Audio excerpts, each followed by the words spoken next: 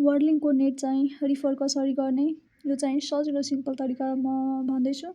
First of all चाहिँ word link app open गर्ने। यसबाट बेनिफिट पनि हुन्छ 2 मन्थको। 1 मन्थ चाहिँ न्यू युजरले पाइन्छन् अनि 1 मन्थ चाहिँ पुरानो युजरले जसले रिफर गर्छ उसले पाइन्छ। अनि ओपन गरेपछि रिफ्रेस गरेँ। रिफ्रेस गरिसकेपछि यहाँबाट पनि हेर्न सकिन्छ refer a friend. Refer a फ्रेन्डमा गएर यता चाहिँ क्लिक गर्ने अनि यहाँ चाहिँ फुल नेम राख्ने, फोन नम्बर, इमेल अनि एड्रेस राखेर आई एग्रीमा क्लिक गरेर सबमिट गर्ने।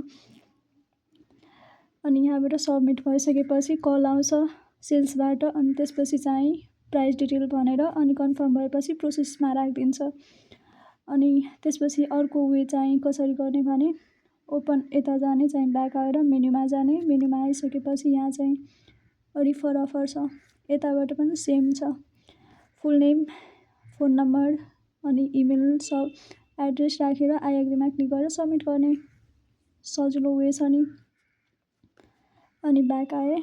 यसलाई फेरि रिफ्रेस गरेपछि टिकट पनि हेर आउँछ। यहाँ चाहिँ पास टिकट यताबाट चाहिँ टिकट हेर आउँछ। भ्यू यो टिकटमा चाहिँ देखाउँछ रिफरको टिकट।